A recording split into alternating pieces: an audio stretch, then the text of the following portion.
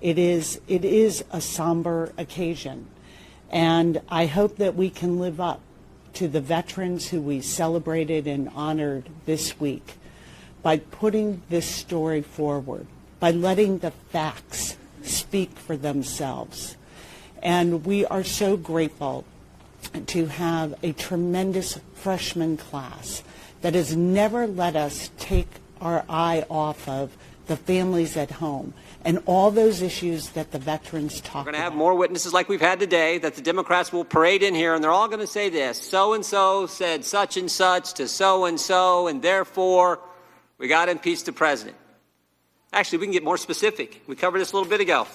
They'll say something like Ambassador Sondland said in his deposition, where he said, Ambassador Taylor recalls that Mr. Morrison told Ambassador Taylor that I told Mr. Morrison that I conveyed this message to Mr. Yarmouk on September 1st, 2019 in connection with Vice President Pence's visit to Warsaw and a meeting with President Zelensky. And if you can follow that, that's the Democrats' plan and why they want to impeach the president. That's what we're going to hear over the next couple weeks.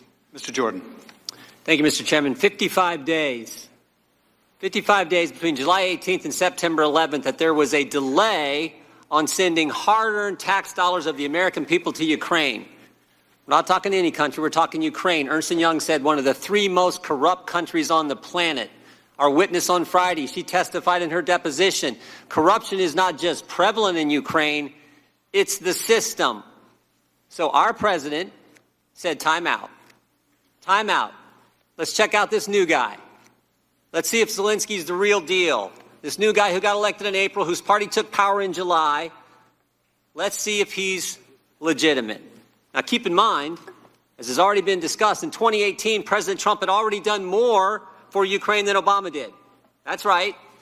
President Trump, who doesn't like foreign aid, who wanted European countries to do more, who knew how corrupt Ukraine was, did more than Obama because he gave him javelins, tank-busting javelins to fight the Russians. Our witnesses have said this, others have said this. Obama gave him blankets, Trump gave him missiles. But when it came time to check out this new guy, President Trump said, let's just see if he's legit. So for 55 days, we checked him out. President Zelensky had 5 interactions with senior U.S. officials in that time frame. One was, of course, the phone call, the July 25th phone call between President Trump and President Zelensky. And there were 4 other face-to-face meetings with other senior U.S. officials. And guess what? Not one of those interactions, not one, were security assistance dollars linked to investigating Burisma or Biden. But guess what did happen in those 55 days?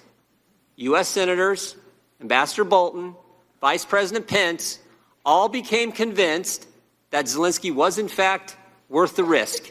He was, in fact, legit and the real deal and a real change. And guess what?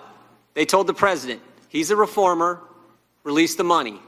And that's exactly what President Trump did. Now, over the next few weeks, we're going to have more witnesses like we've had today that the Democrats will parade in here, and they're all going to say this: so-and-so said such and such to so-and-so, and therefore we got to impeach the president. Actually, we can get more specific. We covered this a little bit ago. They'll say something like Ambassador Sondland said in his deposition, where he said, Ambassador Taylor recalls that Mr. Morrison told Ambassador Taylor that I told Mr. Morrison that I conveyed this message to Mr. Yarmouk on September 1st, 2019 in connection with Vice President Pence's visit to Warsaw and a meeting with President Zelensky. And if you can follow that, that's the Democrats' plan and why they want to impeach the president. That's what we're going to hear over the next couple weeks. That's what we're going to hear. But no matter what they do, no matter how many witnesses they bring in here, 4 facts will not change, have not changed, will never change. The call shows no linkage between dollars and the investigation into Burisma or the Bidens.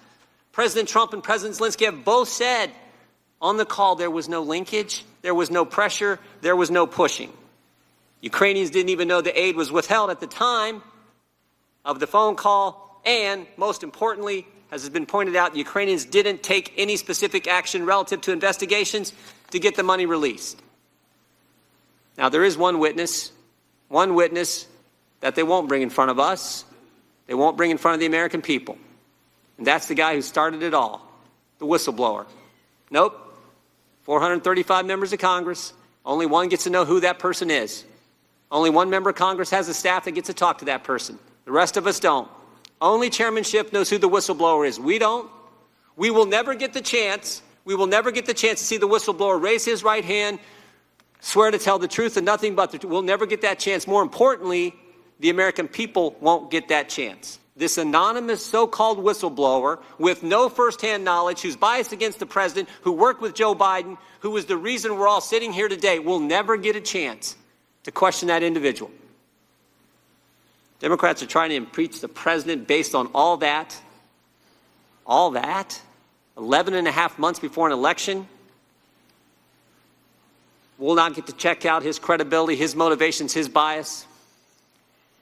I said this last week, but this is a sad day.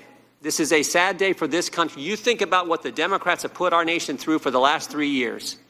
Started July of 2016 when they spied on 2 American citizens associated with the presidential campaign, and all that unfolded with the Mueller investigation after that. And when that didn't work, here we are. Based on this. The American people see through all this. They understand the facts support the president. They understand this process is unfair. And they see through the whole darn sham. With that, I yield back.